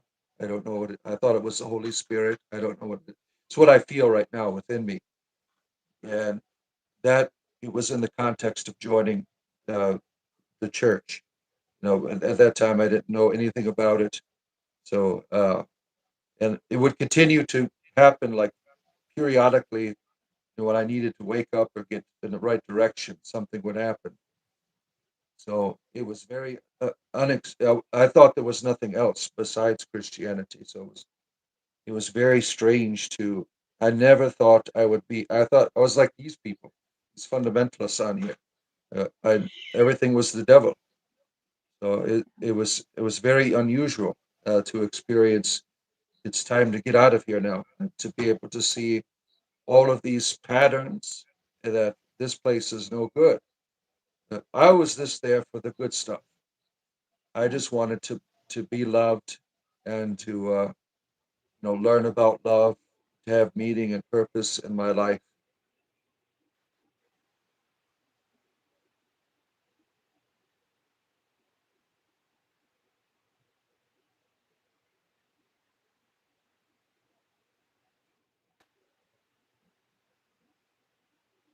And even bother to stop it. It's because it's Tuesday, right? I get all these ED ads. They keep, "We want to sell our products on your show." Well, uh, not tonight. But yeah, it was very unusual. I know something astrological was happening in March, some type of spiritual alignment with the stars or something. So I think it's because of that. Um, I remember the reading was that some there's going to be a spiritual awakening, and I guess I got what I asked for because studying different religious traditions and people's mysticism and things of that nature. I noticed that there was a pattern there. It doesn't matter what religion you're in or whatever type of mysticism you're practicing in. Your experiences are all based upon your theology that you have been given by somebody else. And uh, the examples that I see is like these Marian apparitions. Are you familiar with that? The Virgin Mary appearing around the yeah, world, things. yeah, It's always the people experiencing these things, even though she never says, "I am the Virgin Mary." It's always colored by how they've been trained, yeah. and seeing this pattern in all these different experiences, like the whatever they experience respects their point of view, doesn't make them uncomfortable. Well, I had asked, I'm like, take them damn blinders off. I want the real thing. And, I don't want to have these goggles on. I want to be able to experience uh, you as you are. This being that I is experience, very personable to me. And so I think that's what happened. I was able to see all of these patterns, that this was not a good thing that I was involved in. So that began my way out. Oh, and That's you wonderful. still deal with I it. You still deal with Yeah, it. yeah, you do. But it's really, really nice being able to be given that discernment because I was also given that discernment where the illusions all fell, and it was very scary at first, because everything that I felt that I had built my life believing kind of all crashed. And Mm, fortunately, I had a lot of people that I believe my guides led me to, mentors and sponsors and other people who were going through similar paths that just kind of guided me through that. I actually had an awakening in my 20s as well, and it was a much different experience. Um, I was told by a lot of people that it was the devil was having some sort of thing in my Oh man. life. I ended up being put on prescription medication for Oh psychosis. shit. Yeah, it was awful, and I asked to go back to sleep because I couldn't handle it at that time in my life. It wasn't something that I could handle, and That happened to my unfortunately, wife. really, yeah, it happens to Yeah. too many When she people. was It's this world is not accustomed to these kinds of awakenings. We've built this world, like I said, that it has gotten rid of the sacredness, and so we think it's mental illness when it's actually having it's it's something so profound and meant to be, Mhm. and it's meant to make you better, but we see it as sickness. And Yes. the saddest thing is that the worst sicknesses in this world are spiritual sicknesses, and the people who are sick don't even know how sick they are. Right. Right. Yeah, the normal physicians of the ancient world, they were all healers to every part of what you are, not just your Yep. brain or your body. The entire thing was a spiritual reality. It's unfortunate that we have lost that, right? Yeah. That's strange now that you can get Reiki in a hospital, right? I As you know were it's saying. wonderful. I'm glad. And I really think that this is happening to more and more people, that more and more people are waking up. And the nice thing is because there are so many people waking up together, we can kind of coax each other or not even coax, just kind of like provide support because the most amazing people in my life have not forced anything down my throat. They have just been like, tell us what your story is. Here's a book that might help you here. And wow, welcome to the world. Right? Oh, that's wonderful. Do you think you're going to ever be employed at in that capacity? Most likely. Most likely. I feel like my path is taking me in that direction. Um, I try to stay as present as possible, so I I don't really look ahead very much. I plan like tomorrow. I try to live one day at a time, and so I look ahead to.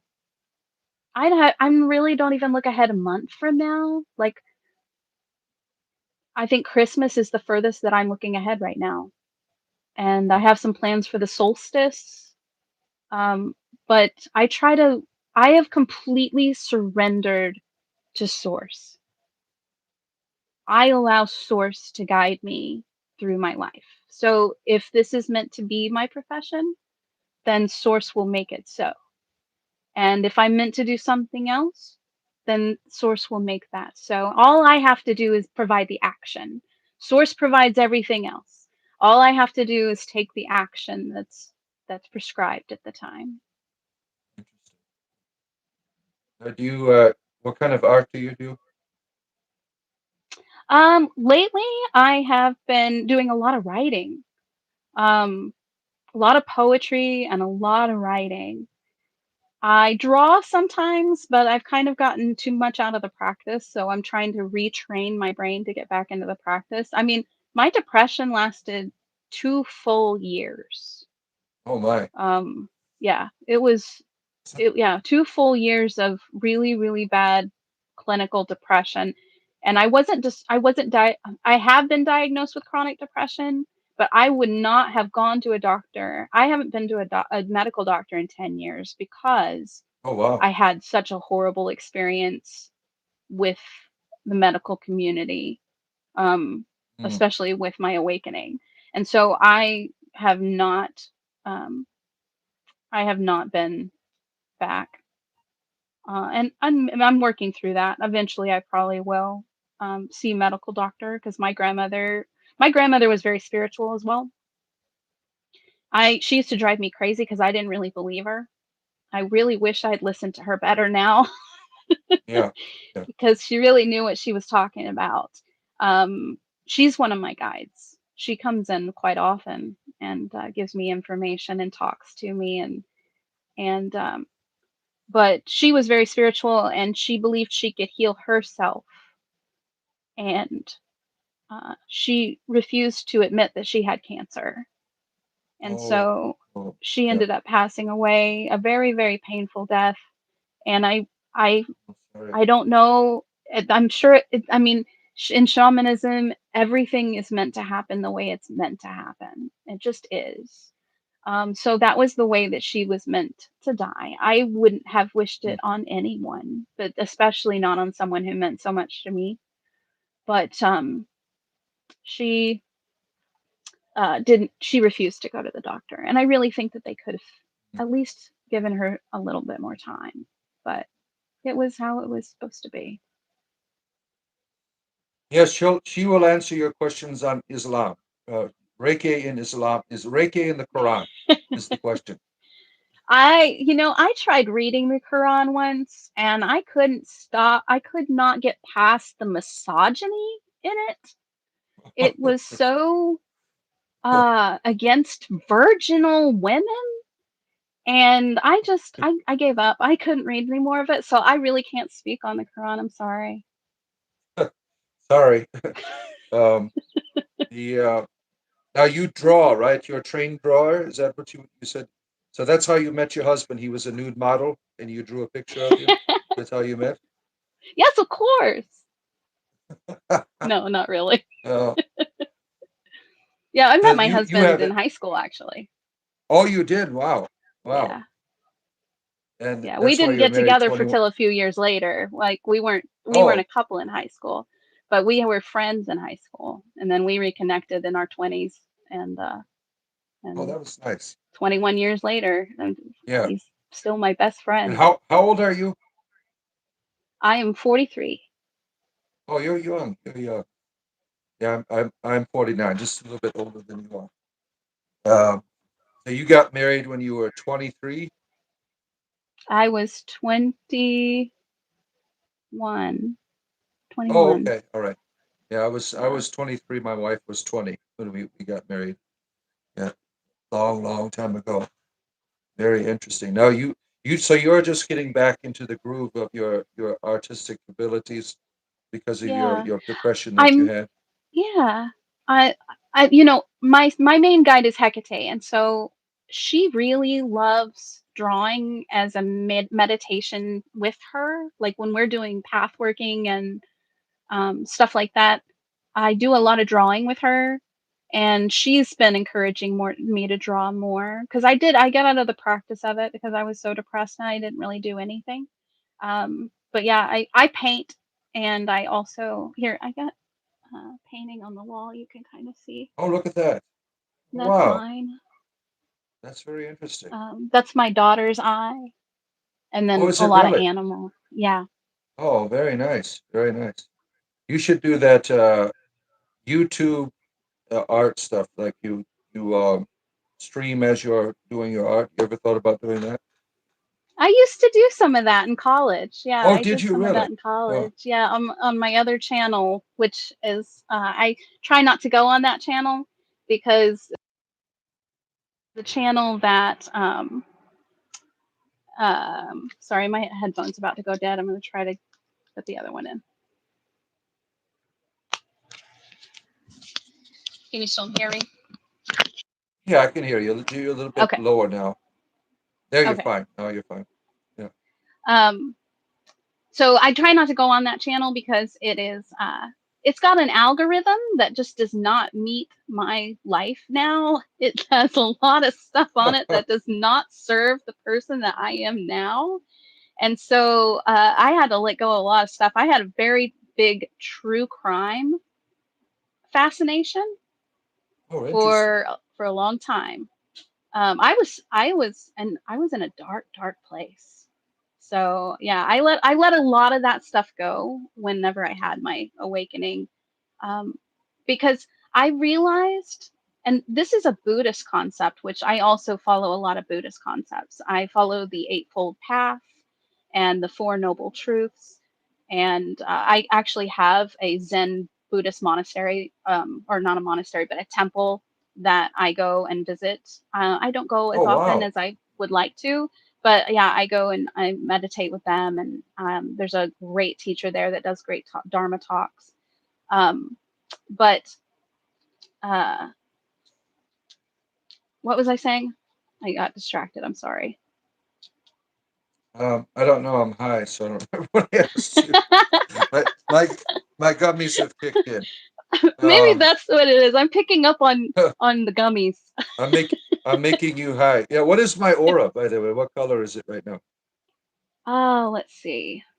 Right now, right now it's green.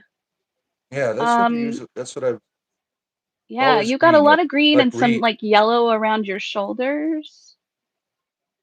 Normally in the mornings, your halo, your aura is very purple. Oh, purple. Yeah. hmm What is the significance of that color? I read purple as like very thoughtful, and Oh, usually interesting. whenever I see it, it's when you're really talking about what you believe, and you're kind of sharing wisdom, and so that really Okay. does align. And green means high. Green is, yeah, it might be. That makes sense, actually. But for me, green represents the root chakra. So I see complementary colors in auras, and I don't know about other people what they see, but the way that I read them is I see the complementary color of the chakra that is being affected at the moment. And so green would be root chakra, and Hmm, you feel very grounded, and you feel very in the moment and rooted. interesting. So, Interesting. and healthy, like it's a healthy kind of root. Oh, interesting. Very interesting.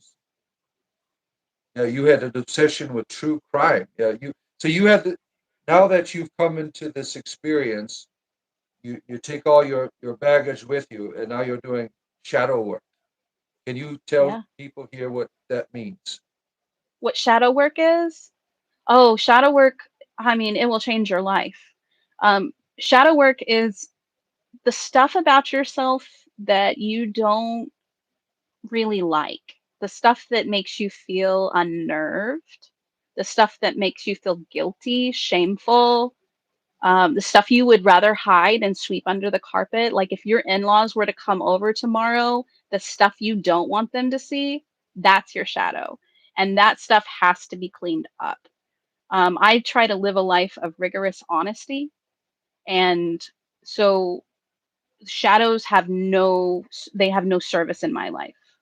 Hiding stuff or saying things that are untrue is just a way for the ego to shove all that crap underneath the underneath the rug and pretend it doesn't exist. And that the shadows are what actually led to me being in that horrible depression. I was told I was clinically chronically depressed, and the only way to solve it was to take a pill because I needed to like tweak my brain chemistry. But look, 10 months later, through doing shadow work and digging out the crap about myself that I was feeling shameful about and realizing it really wasn't that bad. And now I'm working on making amends and restitution for the things that I've done wrong and the harm that I have caused in the world when I wasn't really conscious. And it's not about being angry at myself about it. It's not about punishing myself.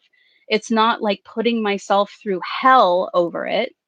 It's recognizing the problems for what they really were and fixing it.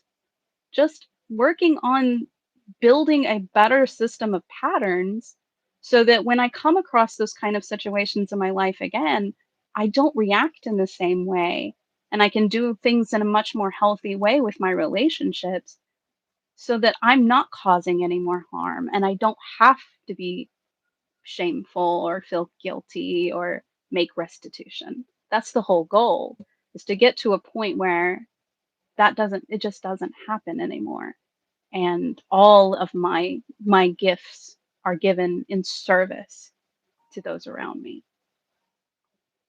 How did you So come up highly with the recommend structure for shadow it? work. Highly recommend it. I How saw did you get all that somebody structure? say that again. How did you get the structure for it? You had all of To do this the shadow work. steps that you do. Yes.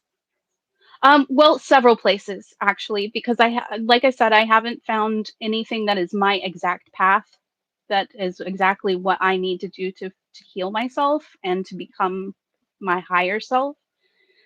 So one thing that I do is I follow a shaman.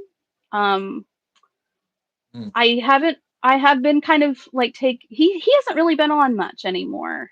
He's got something else going on and issues and stuff, but I met him online and he was okay. super duper helpful in figuring out what work was and how to do it. And he used to do a morning live stream, so he stopped doing the morning live. He was doing it daily, and it was super. It was like a part of my spiritual practice. Was getting up and doing shadow work first thing in the morning, and that went away. And so there was actually a hole, and that's I ended up finding your channel. And so now I come to your channel every morning, and I really, really appreciate that you do it every morning. It takes a lot of endurance to be able to keep that up. So, and it really helps me. It helps to come to the channel every morning and hear your wisdom and meet with, people who are on very similar paths and have so much wisdom and amazingness to share, that we can kind of support each other through all of our different paths. All of us are on such Yes. different paths, but we're Yes. all Indeed. like have this commonality and this unity of being understanding and supportive of everything. It's really a really beautiful thing. And then so I have the shaman, and then I also am in a 12-step program. So I've mentioned on my own channel that I had an alcohol problem, and it was the only way that I thought I could cope. It was self-medicating for my depression and my chronic pain in my back. And it was the way I thought that I could cope, but it ended up almost destroying my life because it Mm, doesn't make things better. It just makes things worse. Lots and lots worse. It right. feels better in the moment, but it's really not better. And so I'm in a 12-step program for that. And that has been instrumental in helping to guide Mm, me oh, yes. through the work that I need to do to heal myself and make amends. And That, yeah, so that's it. Shamanism and the 12-step program, and being disciplined about my practice. My daily practice is crucial.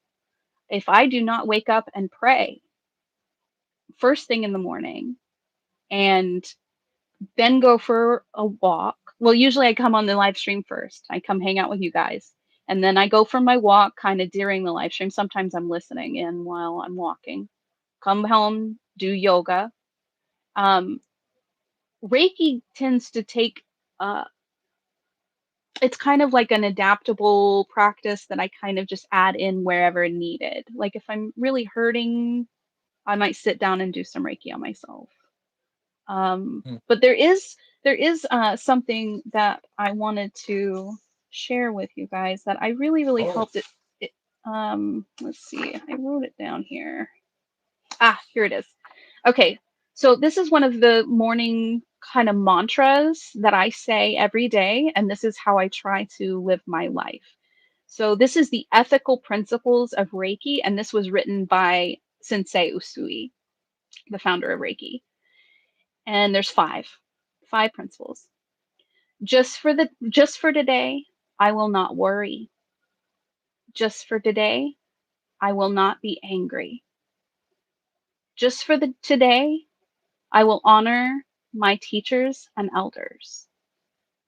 Just for today, I will earn my living honestly. Just for today, I will show gratitude to everything.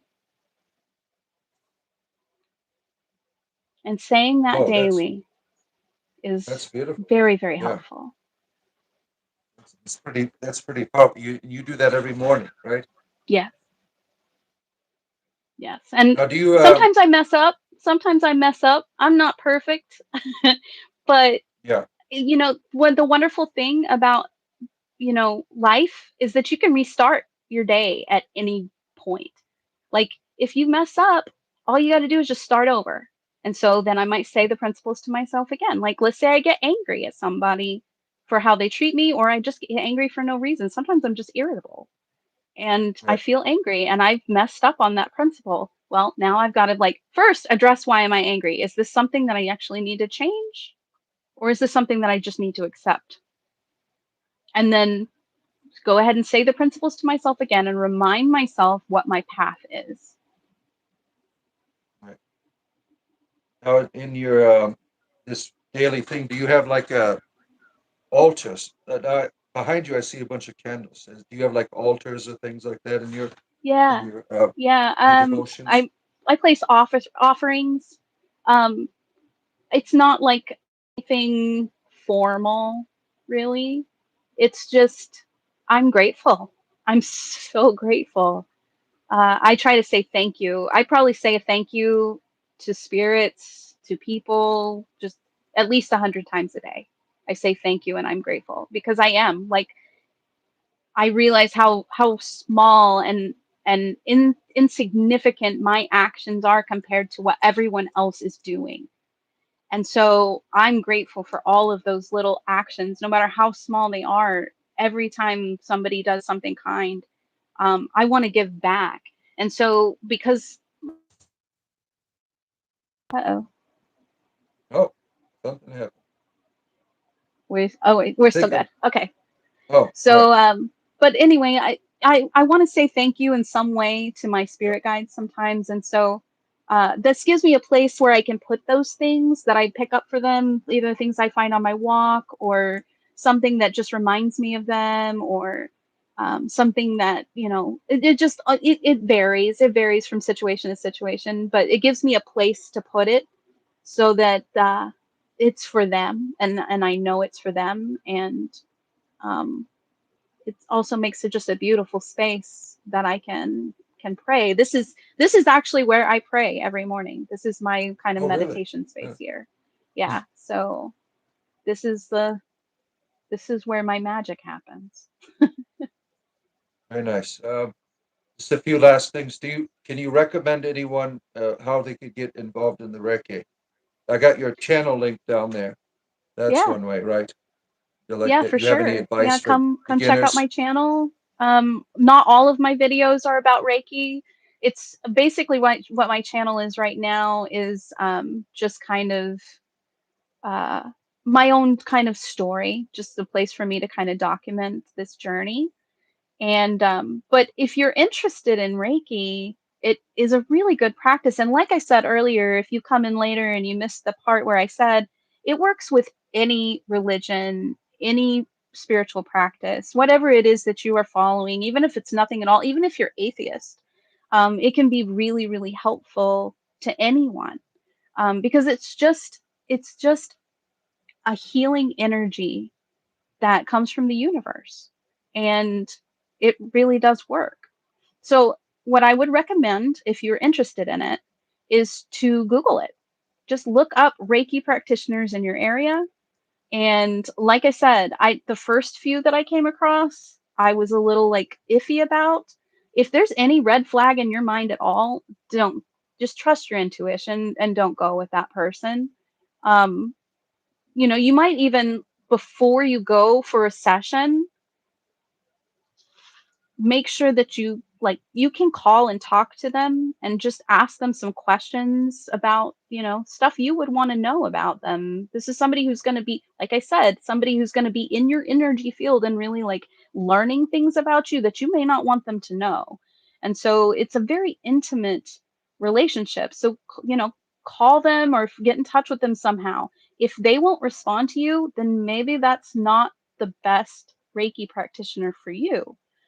And if you ever feel uncomfortable, just be really honest with them, and they'll respect your wishes. If there's something, that some area of your body you don't want them near. A lot of people have a lot of issues around their sacral. And since this is ED night, we can talk a little bit about the sacral Oh, chakra. there we go. Yeah. So She's if gonna you heal don't you. if you want that healed, that's a great place to allow a Reiki practitioner to do some energy work. I don't personally do that myself, so please don't ask me. But there are Reiki practitioners that could help you out in those ways. But Oh, if you don't feel comfortable, let's say that you don't really want them around in that area, you can just be very clear with them and say, I really would rather you not be around my nether regions. oh, oh boy! You're getting everyone excited now. Someone's calling for this Steely Dan to be healed. Um, uh, One last thing: will you accept Gelidwin as your personal maiden, mother in Chrome? You I open your heart to accept. the goddess. There we go. All right. Yes. Thank you so much for doing this. I appreciate everything that you have shared here. It's very enjoyable to hear these things. Very enlightening, and hopefully a lot of people will check out your YouTube channel. And I'm glad that you're a part of our community.